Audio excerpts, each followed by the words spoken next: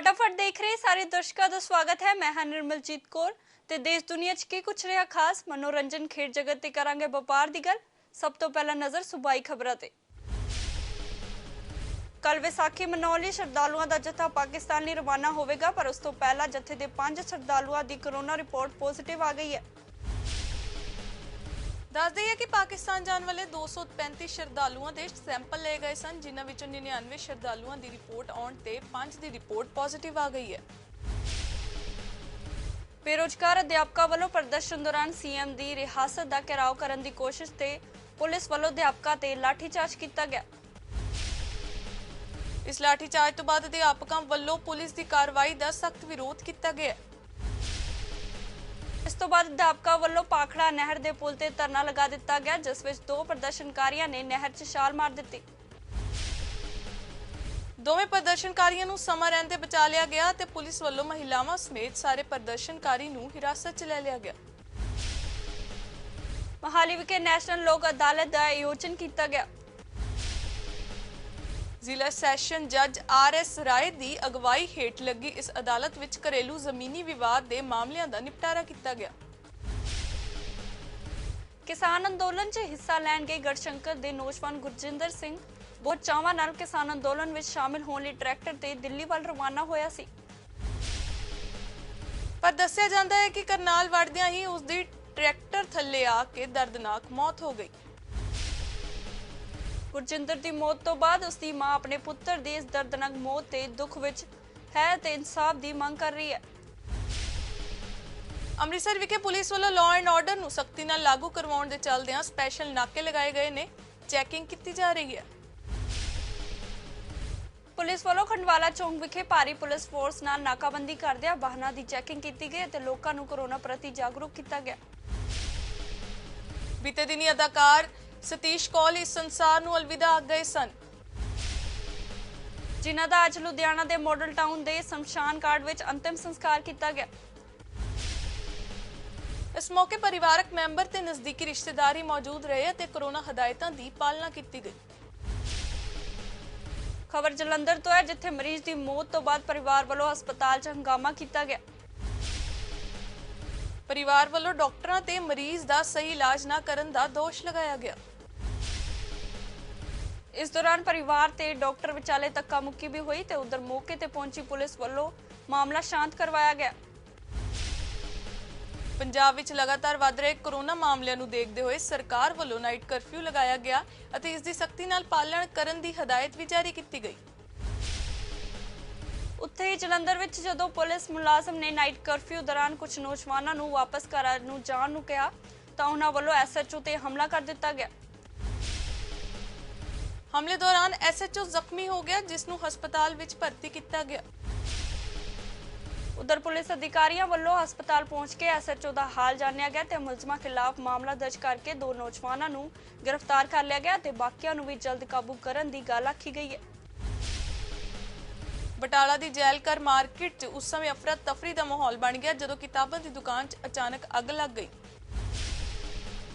दुकानदार मुताबिक उन्हां नूं फोन ते अग लगन की सूचना मिली सी ते फायर ब्रिगेड ने मौके ते पहुंच के 3 घंटिया की मुशक्कत नाल अग ते काबू पाया। दुकानदार मुताबिक अग लगन नाल उन्हां दा करीब 70 तो 80 लाख का समान सड़ के सुआह हो गया। फिलहाल अग लगन के कारणों की जांच की जा रही है।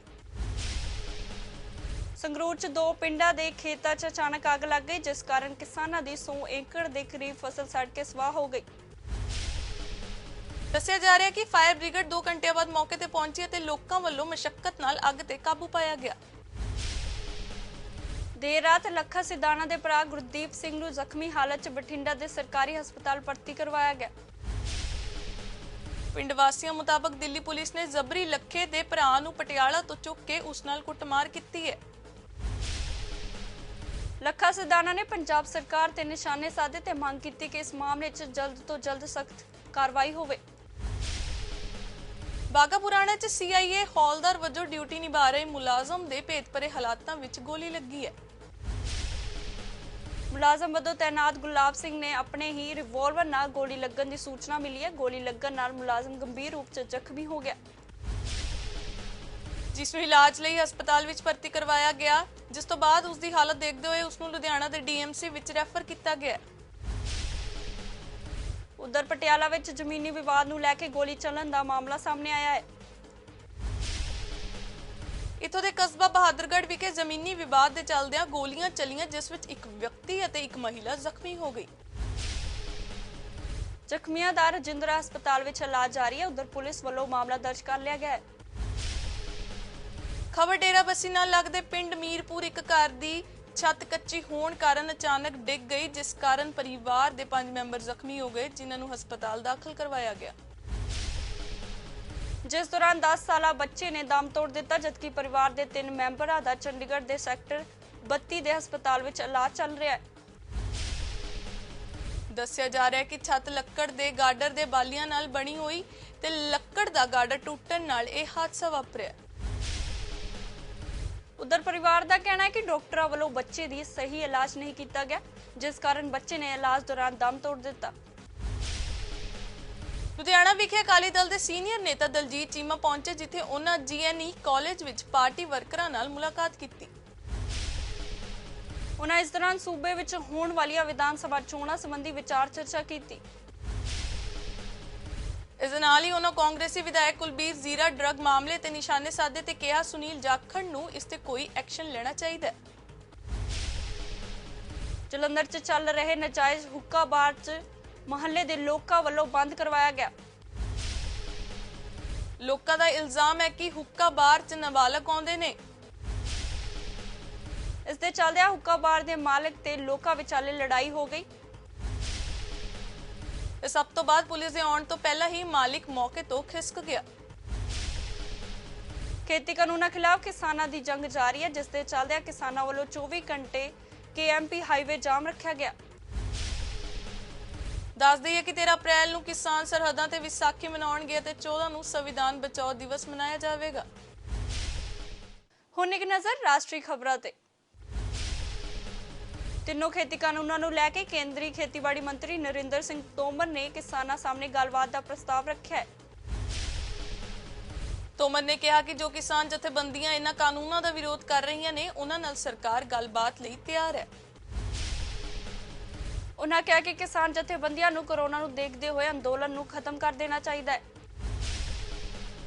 ਤੋਮਰ ਨੇ ਅੱਗੇ ਕਿਹਾ ਕਿ ਬਹੁਤ ਸਾਰੀ ਕਿਸਾਨ ਜਥੇਬੰਦੀਆਂ ਤੇ ਸਮਾਜ ਦੇ ਵੱਖ-ਵੱਖ ਵਰਗ ਖੇਤੀ ਕਾਨੂੰਨਾਂ ਦਾ ਸਵਾਗਤ ਕਰ ਰਹੇ ਨੇ, ਪਰ ਕੁਝ ਲੋਕ ਇਸ ਦਾ ਵਿਰੋਧ ਕਰ ਰਹੇ ਨੇ। ਰਾਸ਼ਟਰੀ ਰਾਜਧਾਨੀ ਦਿੱਲੀ 'ਚ ਕੋਰੋਨਾ ਦੇ ਵੱਧਦੇ ਕਹਿਰ ਨੂੰ ਦੇਖਦੇ ਹੋਏ ਹੁਣ ਮੈਟਰੋ, ਡੀਟੀਸੀ ਅਤੇ ਕਲਸਟਰ ਬੱਸਾਂ 'ਚ ਸਿਰਫ ਸਮਰੱਥਾ ਤੋਂ 50% ਦੀ ਸਵਾਰੀਆਂ ਨੂੰ ਹੀ ਸਫ਼ਰ ਕਰਨ ਦੀ ਮਨਜ਼ੂਰੀ ਹੈ। ਮੈਟਰੋ ਤੇ ਬੱਸਾਂ 'ਚ ਯਾਤਰੀ ਸਮਰੱਥਾ ਨੂੰ ਘਟਾਏ ਜਾਣ ਦੇ ਜਾਰੀ ਆਦੇਸ਼ ਦੀ ਜਾਣਕਾਰੀ ਦੀ ਘਾਟ ਹੋਣ ਕਾਰਨ ਸਵਾਰੀਆਂ ਬੱਸ 'ਚ ਤਾਇਨਾਤ ਮਾਰਸ਼ਲ ਨਾਲ ਬਹਿਸ ਕਰਦੀਆਂ ਵੇਖੀ ਗਈਆਂ। ਇਸ ਤੋਂ ਇਲਾਵਾ ਵਿਆਹ ਸਮਾਰੋਹ 'ਚ 50 ਮਹਿਮਾਨ ਹੀ ਸ਼ਾਮਿਲ ਹੋ ਸਕਣਗੇ ਅਤੇ ਰੈਸਟੋਰੈਂਟ ਬਾਰ ਨੂੰ ਵੀ 50% ਦੀ ਸਮਰੱਥਾ ਦੇ ਨਾਲ ਹੀ ਚਲਾਉਣ ਦੀ ਮਨਜ਼ੂਰੀ ਰਹੇਗੀ। ਕੋਰੋਨਾ ਇਨਫੈਕਸ਼ਨ ਦੇ ਵੱਧਦੇ ਮਾਮਲਿਆਂ ਦਰਮਿਆਨ ਚੋਣ ਕਮਿਸ਼ਨ ਨੇ ਸਿਆਸੀ ਪਾਰਟੀਆਂ ਦੇ ਆਗੂ ਅਤੇ ਸਟਾਰ ਪ੍ਰਚਾਰਕਾਂ ਨੂੰ ਮਾਸਕ ਲਾਏ ਬਿਨਾਂ ਪ੍ਰਚਾਰ ਕਰਨ ਤੇ ਚੇਤਾਵਨੀ ਦਿੱਤੀ ਹੈ। ਚੋਣ ਕਮਿਸ਼ਨ ਨੇ ਕਿਹਾ ਕਿ ਪਿਛਲੇ ਸਾਲ ਜਾਰੀ ਕੋਵਿਡ ਦਿਸ਼ਾ ਨਿਰਦੇਸ਼ਾਂ ਦੀ ਪਾਲਣਾ ਨਹੀਂ ਕੀਤੀ ਜਾਂਦੀ ਤਾਂ ਰੈਲੀਆਂ ਤੇ ਪਾਬੰਦੀਆਂ ਲਾਉਣ ਤੋਂ ਝਿਜਕ ਨਹੀਂ ਦਿਖਾਈ ਜਾਵੇਗੀ। ਦੱਸ ਦਈਏ ਕਿ ਸਿਆਸੀ ਪਾਰਟੀਆਂ ਦੇ ਆਗੂ ਨੂੰ ਲਿਖੀ ਚਿੱਠੀ ਵਿੱਚ ਚੋਣ ਕਮਿਸ਼ਨ ਨੇ ਕਿਹਾ ਹੈ ਕਿ ਚੋਣ ਰੈਲੀਆਂ ਵਿੱਚ ਚੋਣ ਕਮਿਸ਼ਨ ਦੇ ਕੋਰੋਨਾ ਸੰਬੰਧਿਤ ਦਿਸ਼ਾ ਨਿਰਦੇਸ਼ਾਂ ਦੀ ਪਾਲਣਾ ਨਹੀਂ ਕੀਤੀ ਜਾਂਦੀ। ਤੇ ਹੁਣ ਨਜ਼ਰ ਪਾ ਲੈਂਦੇ ਹਾਂ ਅੰਤਰਰਾਸ਼ਟਰੀ ਖਬਰਾਂ ਤੇ। ਪ੍ਰਧਾਨ ਮੰਤਰੀ ਸਕੌਟ ਮੋਰਿਸਨ ਨੇ ਬ੍ਰਿਟੇਨ ਦੇ ਪ੍ਰਿੰਸ ਫਿਲਿਪ ਦੀ ਮੌਤ ਤੇ ਡੂੰਘਾ ਦੁੱਖ ਪ੍ਰਗਟ ਕੀਤਾ ਹੈ। ਉਹਨਾਂ ਨੇ ਸਨਮਾਨ ਵਿੱਚ 41 ਬੰਦੂਕਾਂ ਦੀ ਸਲਾਮੀ ਵੀ ਦਿੱਤੀ ਗਈ। ਮੋਰਿਸਨ ਨੇ ਕਿਹਾ ਕਿ ਦੁੱਖ ਦੇ ਇਸ ਮੌਕੇ ਆਸਟ੍ਰੇਲੀਆ ਮਹਾਰਾਣੀ ਐਲਿਜ਼ਾਬੈਥ ਨੂੰ ਆਪਣੇ ਸ਼ੋਕ ਸੰਦੇਸ਼ ਜ਼ਰੀਏ ਹਮਦਰਦੀ ਪ੍ਰਗਟ ਕਰਦਾ ਹੈ। ਮੋਰਿਸਨ ਨੇ ਇਸ ਦੇ ਨਾਲ ਹੀ ਮਹਾਰਾਣੀ ਦੀ ਸਿਹਤਯਾਬੀ ਲਈ ਵੀ ਕਾਮਨਾ ਕੀਤੀ ਹੈ ਤੇ ਕਿਹਾ ਕਿ ਪਰਮਾਤਮਾ ਮਹਾਰਾਣੀ ਨੂੰ ਸਦਮਾ ਸਹਿਣ ਦੀ ਤਾਕਤ ਬਖਸ਼ੇ। ਅਮਰੀਕਾ ਦਵਾਈ ਕੰਪਨੀ ਫਾਈਜ਼ਰ ਅਤੇ ਉਸ ਦੇ ਨਾਲ ਦੁਨੀਆ ਦੀ ਪਹਿਲੀ ਵੈਕਸੀਨ ਬਣਾਉਣ ਵਾਲੀ ਕੰਪਨੀ ਨੇ ਅਮਰੀਕਾ 'ਚ 12 ਤੋਂ 15 ਸਾਲ ਦੀ ਉਮਰ ਦੇ ਬੱਚਿਆਂ ਨੂੰ ਕੋਰੋਨਾ ਵੈਕਸੀਨ ਲਾਉਣ ਦੀ ਇਜਾਜ਼ਤ ਮੰਗੀ ਹੈ। ਕੰਪਨੀ ਦਾ ਮੰਨਣਾ ਹੈ ਕਿ ਜੇਕਰ ਉਸ ਨੂੰ ਇਜਾਜ਼ਤ ਮਿਲਦੀ ਹੈ ਤਾਂ ਉਹ ਹਰਡ ਇਮਿਊਨਿਟੀ ਨੂੰ ਪ੍ਰਾਪਤ ਕਰਨ ਦੀ ਦਿਸ਼ਾ ਨੂੰ ਅਗਲਾ ਮਹੱਤਵਪੂਰਨ ਕਦਮ ਹੋ ਸਕਦਾ ਹੈ। ਕੰਪਨੀ ਨੇ ਕਿਹਾ ਕਿ ਉਸ ਦੀ ਵੈਕਸੀਨ ਦਾ 12 ਤੋਂ 15 ਸਾਲ ਦੇ ਬੱਚਿਆਂ ਤੇ ਕੀਤਾ ਗਿਆ ਤੀਸਰੇ ਪੜਾਅ ਦਾ ਪਰੀਖਣ ਸਫਲ ਰਿਹਾ ਹੈ। ਪਰੀਖਣ ਦੇ ਨਤੀਜੇ ਆਉਣ ਤੋਂ ਬਾਅਦ ਹੀ ਕੰਪਨੀ ਨੇ America food and drug administration ਨੂੰ ਅਪੀਲ ਕੀਤੀ ਹੈ। ਦੱਸ ਦਈਏ ਕਿ ਅਜੇ ਕੰਪਨੀ ਨੂੰ ਐਮਰਜੈਂਸੀ ਹਾਲਾਤ ਵਿੱਚ ਹੀ 16 ਜਾਂ ਇਸ ਤੋਂ ਉੱਤੇ ਦੇ ਲੋਕਾਂ ਨੂੰ ਵੈਕਸੀਨ ਲਗਾਉਣ ਲਈ ਇਜਾਜ਼ਤ ਮਿਲੀ ਹੋਈ ਹੈ। ਕੋਰੋਨਾ ਮਹਾਮਾਰੀ ਨਾਲ ਜੂਝ ਰਹੀ ਪੂਰੀ ਦੁਨੀਆ ਲਈ ਬ੍ਰਿਟੇਨ ਤੋਂ ਚੰਗੀ ਖਬਰ ਆਈ ਹੈ। ਇੱਕ ਕਲੀਨਿਕਲ ਟ੍ਰਾਇਲ 'ਚ ਸੈਨੋਟਾਈਜ਼ ਨਾਲ ਕੋਰੋਨਾ ਨੂੰ ਬਿਹਤਰ ਢੰਗ ਨਾਲ ਇਲਾਜ 'ਚ ਵੱਡੀ ਕਾਮਯਾਬੀ ਮਿਲੀ ਹੈ। ਟ੍ਰਾਇਲ 'ਚ ਪਾਇਆ ਗਿਆ ਹੈ ਕਿ ਸੈਨੋਟਾਈਜ਼ ਦੇ ਇਸਤੇਮਾਲ ਨਾਲ ਕੋਰੋਨਾ ਰੋਗੀ 'ਚ ਵਾਇਰਸ ਦਾ ਅਸਰ 24 ਘੰਟਿਆਂ 'ਚ 95% ਅਤੇ 72 'ਚ 99% ਤੱਕ ਘਟ ਗਿਆ ਹੈ। ਦੱਸ ਦਈਏ ਕਿ clinical trial biotech company Sanotize research and development corporation ਅਤੇ ਬ੍ਰਿਟੇਨ ਦੇ ਐਸ਼ਫੋਰਡ ਐਂਡ ਪੀਟਰਸ ਹਸਪਤਾਲ ਨੇ ਕੀਤਾ ਹੈ। ਵਪਾਰ ਜਗਤ 'ਚ ਕਿਹੜੇ ਰਹੇ ਉਤਾਰ ਚੜਾਅ, ਕਿਸ ਨੂੰ ਹੋਇਆ ਫਾਇਦਾ, ਕਿਸ ਦਾ ਹੋਇਆ ਨੁਕਸਾਨ, ਜਾਣਦੇ ਹਾਂ ਬਿਜ਼ਨਸ ਨਿਊਜ਼ 'ਚ। ਦੇਸ਼ ਦੀ ਜ਼ਿਲ੍ਹਾ ਖਪਤਕਾਰ ਵਿਵਾਦ ਹੱਲ ਕਮਿਸ਼ਨ ਦੀਆਂ ਅਦਾਲਤਾਂ ਨੇ ਖਪਤਕਾਰਾਂ ਨੂੰ ਰਾਹਤ ਦਿੰਦੇ ਹੋਏ ਜਿੱਥੇ ਅਹਿਮ ਫੈਸਲੇ ਸੁਣਾਏ ਹਨ, ਉੱਥੇ ਇੱਕ ਜ਼ਿਲ੍ਹਾ ਖਪਤਕਾਰ ਵਿਵਾਦ ਹੱਲ ਕਮਿਸ਼ਨ ਵਿੱਚ ਵੀ ਮੁਆਵਜ਼ੇ ਦੀ ਰਾਸ਼ੀ ਦੇ ਘਪਲੇ ਦਾ ਮਾਮਲਾ ਵੀ ਸਾਹਮਣੇ ਆਇਆ ਹੈ।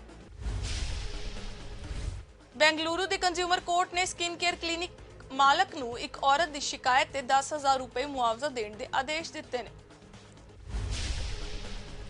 ਉੱਥੇ ਇੱਕ ਹੋਰ ਫੈਸਲੇ 'ਚ ਇੱਕ ਖਪਤਕਾਰ ਨੂੰ ਏਅਰਟੈਲ ਵੱਲੋਂ 12 ਲੱਖ ਰੁਪਏ ਦਾ ਬਿੱਲ ਭੇਜਣ ਤੇ 5,000 ਰੁਪਏ ਦਾ ਜੁਰਮਾਨਾ ਠੋਕਿਆ ਗਿਆ ਹੈ।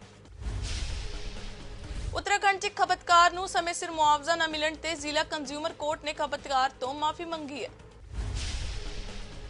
ਪਿਛਲੇ ਸਾਲ ਤਾਲਾਬੰਦੀ ਵਿਚਕਾਰ mutual fund house Franklin Templeton India ਵੱਲੋਂ ਬੰਦ ਕੀਤੀਆਂ ਗਈਆਂ 6 ਡੇਟ ਸਕੀਮਾਂ ਦੇ ਨਿਵੇਸ਼ਕਾਂ ਲਈ ਰਾਹਤ ਭਰੀ ਖਬਰ ਹੈ।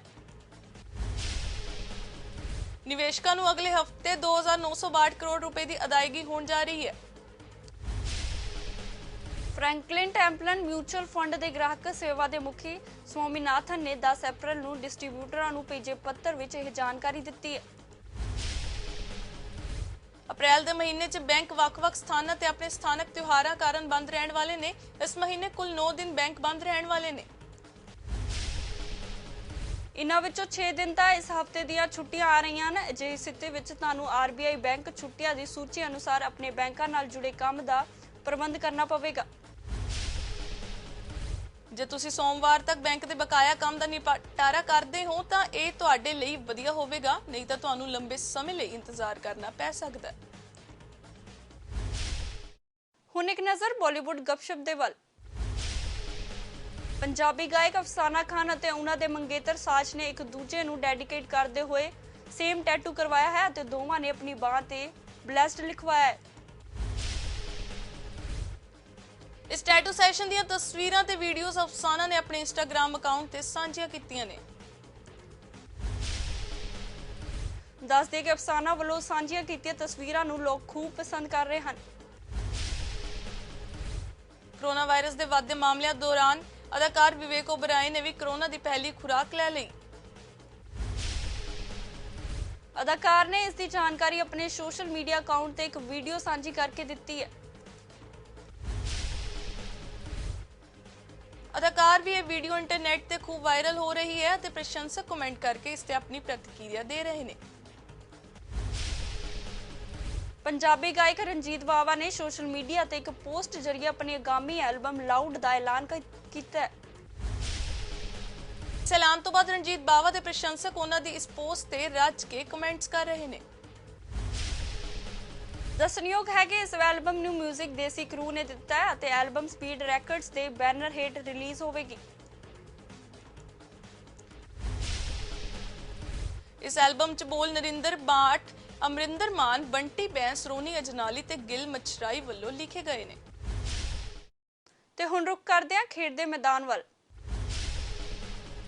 IPL 2021 ਦੇ ਦੂਜੇ ਮੈਚ ਵਿੱਚ ਸਿਖਰ ਧਵਨ ਨੇ ਆਪਣੀ ਪਾਰੀ ਦੌਰਾਨ 10 ਚੌਕੇ ਤੇ 2 ਛੱਕੇ ਲਗਾਏ, ਜਿਸ ਨਾਲ ਉਹ IPL ਇਤਿਹਾਸ ਵਿੱਚ 600 ਚੌਕੇ ਲਗਾਉਣ ਵਾਲੇ ਪਹਿਲੇ ਬੱਲੇਬਾਜ਼ ਬਣ ਗਏ ਨੇ। ਦੱਸ ਦਈਏ ਕਿ ਸਿਖਰ ਦੇ ਨਾਂ ਹੁਣ 176 ਪਾਰੀਆਂ ਵਿੱਚ 601 ਚੌਕੇ ਹੋ ਗਏ ਨੇ। ਉਹਨਾਂ ਤੋਂ ਬਾਅਦ ਸਭ ਤੋਂ ਜ਼ਿਆਦਾ ਚੌਕਿਆਂ ਦੀ ਸੂਚੀ ਵਿੱਚ ਡੇਵਿਡ ਵਾਰਨਰ ਦਾ ਨਾਮ ਆਉਂਦਾ ਹੈ। ਮਹਿੰਦਰ ਸਿੰਘ ਧੋਨੀ ਦੀ ਅਗਵਾਈ ਵਾਲੀ ਚੇਨਈ ਸੁਪਰ ਕਿੰਗਸ ਨੂੰ ਦਿੱਲੀ ਕੈਪੀਟਲਸ ਤੋਂ ਹਾਰ ਦਾ ਸਾਹਮਣਾ ਕਰਨਾ ਹੀ ਪਿਆ। ਇਸ ਹਾਰ ਤੋਂ ਬਾਅਦ ਹੋਲੀ ਓਵਰ ਰੇਟ ਦੇ ਚੱਲਦਿਆਂ ਧੋਨੀ ਨੂੰ 12 ਲੱਖ ਜੁਰਮਾਨਾ ਵੀ ਲੱਗ ਗਿਆ। ਦੱਸ ਦਈਏ ਕਿ ਮੈਚ 'ਚ ਰੈਨਾ ਦੇ ਆਊਟ ਹੋਣ ਮਗਰੋਂ ਕਪਤਾਨ ਮਹਿੰਦਰ ਸਿੰਘ ਧੋਨੀ ਖਾਤਾ ਖੋਲੇ ਬਿਨਾਂ ਹੀ ਬੋਲਡ ਹੋ ਗਏ। ਹਰਿਆਣਾ ਦੇ ਪਹਿਲਵਾਨ ਅੰਸ਼ੂ ਮਲਿਕ ਅਤੇ ਸੋਨਮ ਮਲਿਕ ਨੇ ਕਜ਼ਾਕਿਸਤਾਨ ਵਿੱਚ ਚੱਲ ਰਹੇ ਏਸ਼ੀਆ 올림픽 ਕੁਆਲੀਫਾਇਰ ਦੇ ਫਾਈਨਲ ਵਿੱਚ ਥਾਂ ਬਣਾ ਲਈ ਹੈ। ਦੱਸ ਦਈਏ ਕਿ ਅੰਸ਼ੂ ਮਲਿਕ 57 ਕਿਲੋਗ੍ਰਾਮ ਵਿੱਚ ਅਤੇ ਸੋਨਮ ਮਲਿਕ 62 ਕਿਲੋ ਵਰਗ ਵਿੱਚ ਖੇਡਦੀ ਹੈ। ਖੇਡ ਮੰਤਰੀ ਕਿਰਨ ਰਿਜੂ ਅਤੇ ਪਹਿਲਵਾਨ ਵਿਨੇਸ਼ ਫੋਗਟ ਨੇ ਦੋਵਾਂ ਨੂੰ ਇਸ ਉਪਲਬਧੀ ਲਈ ਵਧਾਈ ਦਿੱਤੀ ਹੈ।